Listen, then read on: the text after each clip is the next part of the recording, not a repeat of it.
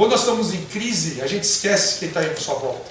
A gente esquece que a gente pode se apoiar, pode pensar como um sistema, como a Alcicum falava, né? De que a gente é um sistema, que a gente quer lidar com a coisa sozinho, né? E a gente acaba se separando, né? Dentro de um processo diabólico, né? De separação, né? Que faz com que você se separe de todas as pessoas que podem te apoiar. Amigos e inimigos, né? Companheiros ou adversários, não importa. Você pode apoiar em todos. Então é importante se apoiar. E não encarar as pessoas como inimigo, né? Porque não há inimigo. Há pessoas de um lado ou de outro, mas eles não são necessariamente inimigos. Então entender isso é um exercício de humanidade. Tem um filósofo chamado Paul, né, Tillich, né? Tillich, e ele fala o seguinte, que amor é o impulso de você unir aquilo que pode ser separado. Então, essa questão de união, ela é muito importante, o tempo todo, sabe, você trazer, juntar pessoas, ajudar um a ajudar o outro, não criar aquela situação, sabe, de competição, de separação, mas uma competição que pode juntar um com o outro, porque é isso que traz a força. E eu acho que nós somos um bom exemplo disso, né? Porque a gente tem trazido essa força ao longo dos anos, o tempo todo. E um desafio que eu aprendi, Walter, que foi o mais difícil para mim, porque sempre quis isso, mas entender que cada um tem seu tempo. Então, por isso que muitas vezes o problema da antecipação é que você está vendo coisas que os outros não estão vendo. Porque aquilo que eu recebi do Alcicum eu considero o melhor que alguém pode receber. Mas se a linguagem não está boa, não adianta. Eu tenho que refinar essa linguagem constantemente. Né? Se a gente fala de inteligência marcial, o que é inteligência marcial? Nada mais do que Kung Fu. Mas você falar de Kung Fu é uma coisa, falar de inteligência marcial é outra. Agora, falar de Kung Fu hoje é diferente de falar de Kung Fu na década de 70. Porque na década de 70 você falava de Kung Fu, você pensava lá no Bruce Lee, pensava lá no David Carradine, né? Hoje você fala de Kung Fu, já tem, né, pensadores, filósofos, que nem o Penini, que o Albert sempre fala dele, que já está estudando Kung Fu na Universidade de Grand Valley, lá no Michigan. Entendeu? Então, é uma outra coisa. As coisas vão mudando. Muitas vezes a mesma coisa vai mudando. E você tem que se adaptando a essas questões. Então, estar antenado com isso e antecipando é o meu papel.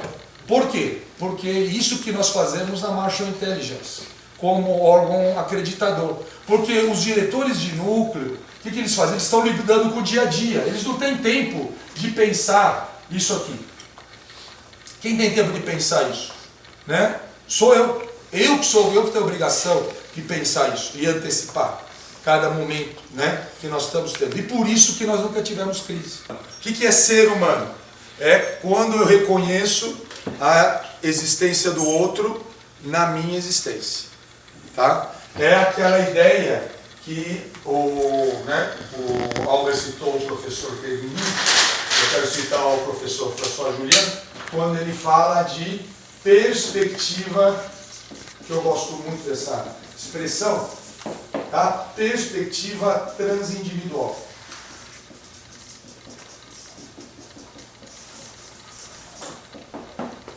Tá? Perspectiva transindividual não é nem uma ideia individualista versus coletivista. Por quê? Porque e tampouco coletivista versus individualista.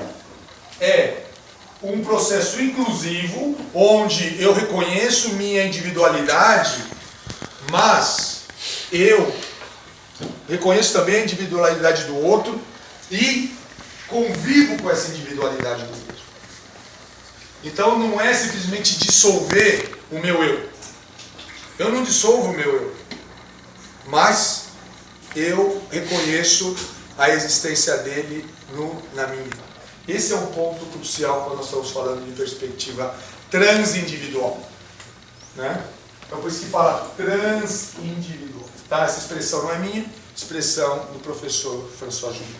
Bom, o Mencius, ele tem uma noção que é muito importante, que é a noção de Pumsan. Escrever já não sei escrever direito. Torto ainda, pior ainda. Né? Pronto, melhorou. Tá? Pumsan. O que é Pumsan? Pumsan é a consciência fundadora da humanidade. O homem já nasce com isso. Se vocês viram, quando entra no meu escritório, é que quando a pessoa entra no escritório fica impressionado com a bagunça e acaba não vendo as coisas boas que tem lá, tá? Se você olhar do lado aqui, tem um quadro que o Sikun me deu, que está escrito Fatsan, o coração búdico. E ele fala de Pumsan lá. Tem uma coisa que ele fala que o bebê vermelho, né, tem Pumsan. O que quer dizer isso? Que nós, quando nascemos, nós nascemos com essa humanidade fundadora. Só que ela tem... O que acontece com essa humanidade fundadora? Ela é coberta por camadas. Então, o Sikun costumava desenhar, acho que vocês já viram já, um coraçãozinho, e depois camadas em cima desse coraçãozinho. O que são essas camadas? Isso aqui é a cultura do país, é a educação que você recebe, é a faculdade. Cada coisa que você vai acrescentando vai aumentando uma série de conhecimentos, mas vai encobrindo a sua humanidade. Vai dificultando de você enxergar o essencial. Por isso que isso daqui é chamado de Ipsa. Tá? Oi? Essas camadas que vêm em cima. Por isso que muitas vezes você vê uma pessoa que está com 20 anos de Wing Chun, parece que ela é mais imatura que uma que tem 10. Aí você fala, como é que pode uma coisa dessa? Porque depende da quantidade de camadas que essa pessoa chegou e quanto que ela acumula de camadas. Porque a ideia de um sistema de Kung Fu é de desenvolvimento. É de desenvolvimento. Não é eu acrescentar mais coisas, é eu tirar. É de desenvolver. Já está lá, só que a ideia é tirar. Esse processo de retirada de camadas é chamado de Minsan. Minsan. É o mesmo Min desse Min aqui que eu coloquei aqui, ó. É o mesmo desse aqui, ó. Esse aqui, ó. Minha, tá? Que é o Sol e a Lua, tá? Sol e a Lua. Minsan, que é de brilho, de polir. Eu estou polindo, eu tiro as camadas. Eu vou tirar a camada. Por isso que o Wing Chun, ele é um processo de Minsan. Por quê? Porque a ideia não é colocar mais conhecimento, é tirar. Por isso que é tão importante a fase não estruturada. Eu tenho que tirar, eu tenho que desconstruir o sistema. Eu não posso ficar acumulando mais coisas, né? Então você já começa com pouca coisa, que é o Siu Nintal, ou seja, você apequenar o pensamento para ter o mínimo, para depois ir tirando as camadas, tá bom? Ir tirando as camadas. Coloca o mínimo e depois vai tirando, né? E essa que é a ideia. Para chegar naquela ideia que o Sikun escreveu lá, que é o coração búdico. Que é a ideia, quando fala em coração búdico, não tem a ver com o budismo diretamente enquanto religião. Coração búdico é um estado de consciência de plena disponibilidade. Ou seja, qualquer coisa que aconteça, você vai conseguir se apoiar e tirar bom proveito daquilo, né? Então, isso é o coração búdico, tá? Preto, branco é estupidez. Estupidez o que é? A ausência de reflexão, de inteligência. A inteligência está no cinza, porque tem, né, diversos tons, são muito mais do que 50, né? Tá? E você vai ajustando, vai ajustando. Então a inteligência está no cinza, não está nem no preto nem no branco. Assim como o otimismo é tão estúpido como o pessimismo. Porque a gente não sabe. Como é que você sabe? Por que você fala, não, vai dar tudo errado. Como é que você sabe que vai dar tudo errado? Ou vai dar tudo certo. Como é que você sabe que vai dar tudo certo? Você não sabe nem que vai dar tudo certo nem vai dar tudo errado. Por quê? Porque você precisa fazer o quê? Uma avaliação circunstancial para poder identificar o que se trata. Nós ainda vamos viver uma era onde, inclusive, os dados que vocês passaram, né, lá do celular, mostram bem isso, que os robôs vão ser mais que gente, não é? Não é nesse ciclo que nós vamos ser importantes. Nós vamos ser importantes no próximo. Porque no próximo, embora nós vamos dar muito valor para o Waze, para o robô da vida, para a inteligência artificial, vai ter um momento que o ser humano ele tem que ser mais humano do que nunca, porque ele não tem que concorrer com a máquina com relação a saber mais, a ter mais conhecimento, ter mais dados, saber aquele negócio que muitas vezes eu falo para você não precisa saber data, não precisa saber quantos são, sabe? Porque isso aí você vai lá no Google, faz que nem o Paulo, lembra, olha lá, não sei o que, da bandeira, sabe aquela coisa, ele lembrou na hora lá, demorou um pouquinho para lembrar, mas lembrou, né? Então, porque não é isso que serve o cérebro dele. Não é para ficar guardando isso. Isso, antigamente, quando a gente era garoto, falava que a pessoa era inteligente quando sabia essas coisas. Hoje não, hoje qualquer celularzinho você consegue essas informações. Mas como você saber, né, quando você pega lá, né, todo esse processo de Big Data e tudo mais, como é que você vai saber refinar essa informação? Como é que você vai saber trabalhar os diferentes parâmetros? Como é que você vai farejar o invisível dessas informações? Porque o computador ele te dá só o configurado aqui, ó. Mas o que está lá embaixo aqui? Isso é o ser humano, que por mais que você tenha inteligência artificial, ele não vai poder te dar isso. Ele vai aumentar o configurado, como nunca aumentou.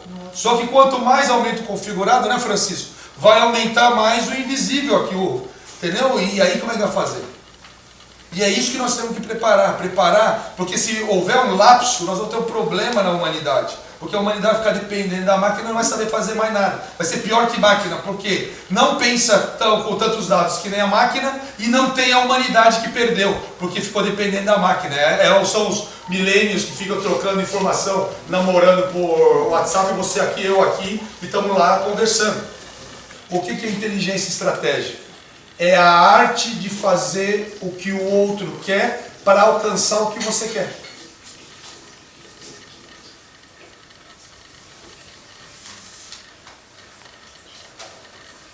Isso basicamente é que é a ideia. Você faz o que o outro quer, mas você alcança o que você quer. Então parece, o cara é bonzinho, o cara fez isso, o cara... Não é por uma questão disso. É uma questão porque quando isso acontece, você tem ponte. Você cria uma conexão.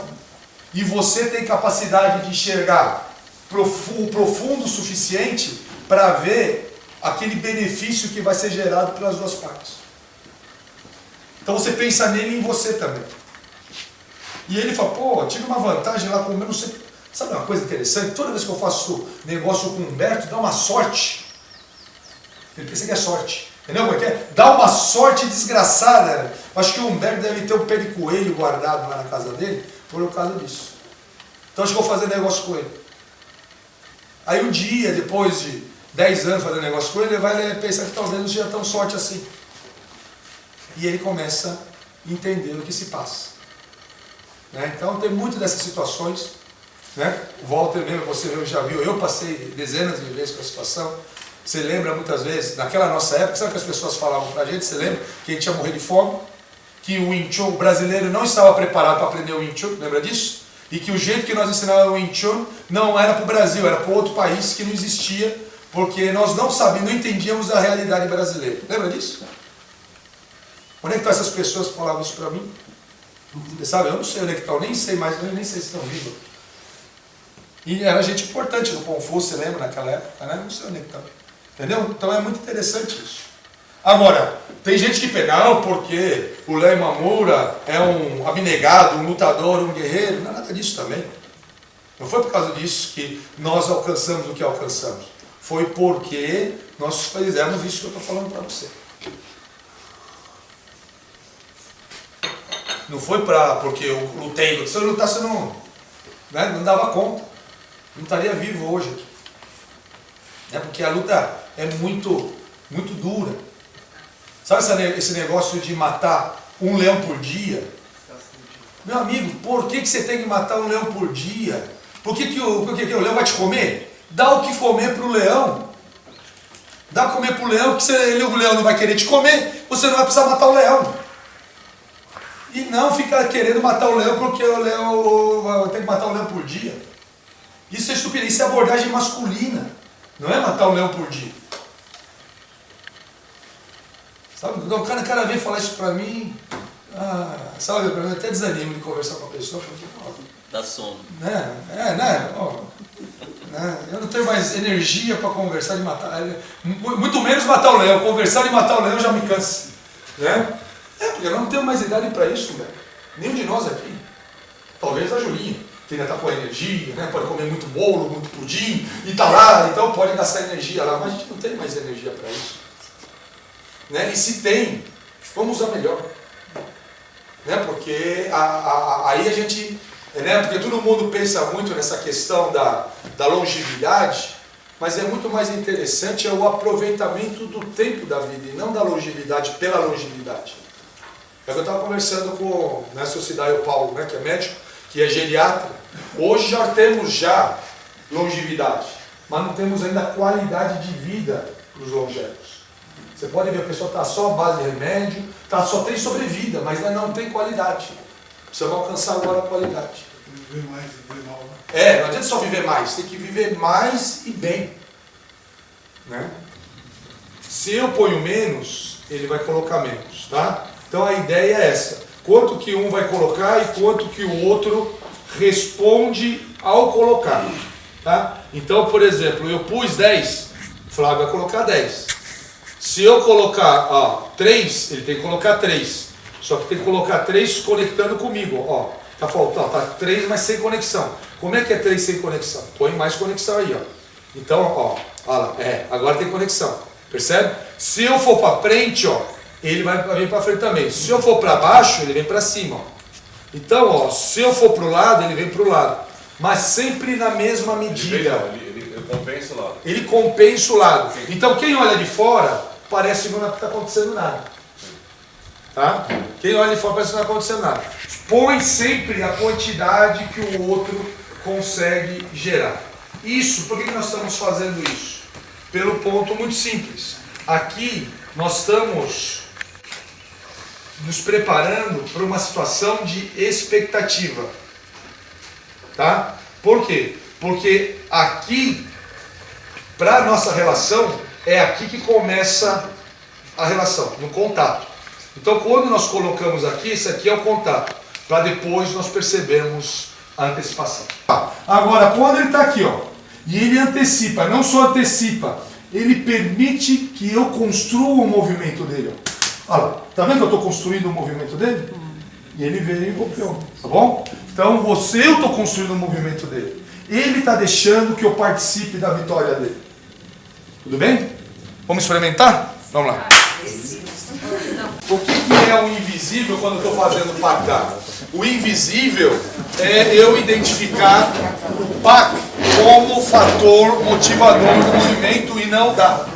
O DA é mera consequência do movimento. Não é? Então esse é o momento de ativação. O momento de ativação não é o soco. É o PAC-DA, é o movimento da batida. Qual é a vantagem de eu identificar isso? Porque quando eu identifico esse momento da batida, me permite, ao mesmo tempo, fazer a defesa. E o que nasce aqui embaixo, aqui, no escondido? A possibilidade, a consciência de eu construir o meu contra-ataque a partir da movimentação do outro. Por quê? Porque quando ele golpeou, que informação que eu dou? Veja bem, quando eu estou aqui, ele golpeou, né? Pum, olha lá. Então ele está sempre seguro, veio aqui, pum, sempre seguro, né? Agora, o que eu tenho que prestar atenção mesmo? Tenho que estar prestando atenção no PAC. Quando eu presto atenção no PAC, eu dou toda uma informação para ele que dispersa a atenção do soco dele. E esse é um dos motivos que ele não é simplesmente eu prestar atenção aqui e vir só. Tá vendo? Eu dou toda uma informação para ele que vai retardar o movimento desse soco que vai permitir que a consciência dele se perca dentro do configurado e ele não ter essa visão mais profunda. E aqui a luta então nunca é no configurado. A minha luta não está aqui, ó, nessa mão defendendo aqui. É aquilo que naquele filme Marco Polo, né, eu acredito erroneamente, mas é uma expressão só para dar efeito no roteiro, que eles falam da mão que fala a verdade e a mão que fala a mentira. Lembra disso, né? Sim. Naquela cena do Marco Antônio. Então, o que acontece? Essa aqui parece que está falando a verdade, né? Mas, né? E essa aqui, mas na verdade não. Quem está falando a verdade é essa. Essa aqui é a mão da mentira. Essa mão é irrelevante. Essa mão aqui é só para enganar ele, para ele não perceber, a mente não perceber, não ter foco nessa aqui. E aí eu vi o Albert falando com a Simone lá. Em Wing Chun nós mantemos a medida justa, né? Só que o que acontece? Quando ele está aqui, ó, disperso, a medida aqui passa. E é isso que vai fazer com que eu aproveite o movimento. Só que esse movimento que foi aqui aproveitado, ele não foi construído aqui, foi construído muito antes. Ele foi construído no momento que eu dei aqui, ó, um monte de informação para ele, para que quando ele batesse aqui, ó, viesse aqui e fosse. Então, o movimento em si, ele é muito simples, muito, eu diria até ridículo. Não serve para luta, tá? Quem quer usar para luta, né? Não sei até onde, nunca vi, a não ser no filme do Bruce Lee, né? Pode funcionar. Mas ele é um dispositivo para você, aliás, todo o sistema Wing Chun, né? É um dispositivo para você construir consciência desse momento aqui. E por isso que aquela observação do Francisco ela é muito valiosa, né? O que significa aumentar essa consciência? Aumentar isso aqui também. Então, à medida que aumenta isso aqui, tem que aumentar isso aqui, não é? E o que varia cada um? Varia do domínio. É isso que diferencia cada domínio, né? À medida que vai indo, cada vez mais isso aqui vai ficando mais complexo, porque isso aqui, a complexidade disso aqui, ele gera, não é a dificuldade em si nele, ele gera uma ampliação dessa complexidade da parte invisível. Não é o movimento externo que fica mais difícil, é o movimento interno que fica mais difícil. E com isso você tem que ter capacidade, mais percepção para gerar essa condição internamente. E por isso que se você começa a ter mais humanidade, começa a perceber melhor aquilo que o Humberto colocou com relação a como que eu vou perceber a pessoa, como que eu vou perceber qual que é o interesse dela, como é que aquilo vai ser gerado, né? E assim vai. E esse também, você vê, é um trabalho de como que vocês iriam propor essa questão, né, do tema. Por exemplo, o tema de hoje é o sistema Wing Chun Kung Fu, da estratégia da antecipação na abordagem, né, do suave, né? Não, na abordagem, não é? Empoderamento do suave. O que é o empoderamento do suave? É justamente essa aceitação do movimento do outro, essa atenção ao movimento da outra mão. E não querer lutar aqui, né, Luquinha? Vamos lá. Ó, tá aqui, ó. Vem aqui, ó. Ó. Empoderamento do masculino, hein? Pode fazer, Lucas. Entendeu? Pode fazer, pode fazer. Tá vendo? Não, de novo. Né? É isso. Ridículo. Mas sabe por que eu não estou conseguindo? Porque eu preciso fazer mais musculação. Aí eu preciso tomar mais bomba, talvez, né? Aí eu vou ficar forte, aí eu vou conseguir fazer. Você parou o caminho? Esse é o caminho que a maioria das pessoas tem tomado hoje em dia. Tipo, até empoderamento feminino é o nosso corpo masculino, né? Aí Oi? fora, quando você vê o pessoal falando empoderamento feminino, faz a mulher ser masculinizada. Também tem que tomar cuidado com isso. Por quê? Porque quando nós estamos falando de empoderamento do feminino, nós estamos falando da abordagem feminina que vai resultar em não sei o quê. Porque não é só suave só. Pode ser um movimento mais, abordagem é suave. Mas a resposta, a conduta vai ser de acordo com o que o Lucas permitir. O meu adversário permitir. Eu não sei o que é. Então pode, por exemplo, se o Lucas está aqui e ele, né, vier e golpear muito forte, pá, veio aqui eu golpeio força também. Ou então veio pra cá, né? Ele veio aqui, pum, golpeia, pum, pá, não é? Posso, porque ele tá livre aqui, ó. Reparou? Ele permitiu isso para mim. Ele me autorizou a fazer isso porque o impacto que ele deu no meu braço, né, facilitou a minha ação. Então você está falando, você está sendo violento. Não, quem foi violento foi ele. Eu só fui a resposta de reponer, tá, a solicitação dele. Eu não fiz nada. Que é aquela ideia do Bruce Lee, né? Que fala de ir, né? Quer dizer, o outro fala, a coisa faz. Vou fazer um rápido depoimento, bem rápido. Na Júlio Verne, uma vez a gente estava. Na Júlio Verne a gente dava mais pancada, né? E aí você estava contigo, né? E eu apanhando que nem um cachorro. E aí você perguntou, Albert, o que está acontecendo? Apanhando, Albert, o que está acontecendo? Aí eu percebi, eu não retrocebia. Eu estava plantado lá, apanhava, mas não. E às vezes tem que retroceder. O negócio para mim foi algo muito significativo. Às vezes tem que ir para trás, né? Porque a minha tendência é não recuar. É ser perseverante, né? Eu sou perseverante. Não, mas às vezes tem que ir menos.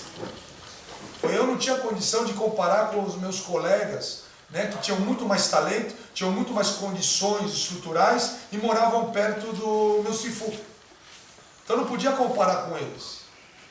Mas o meu foco não foi comparar com eles. Porque eu já tinha perdido já.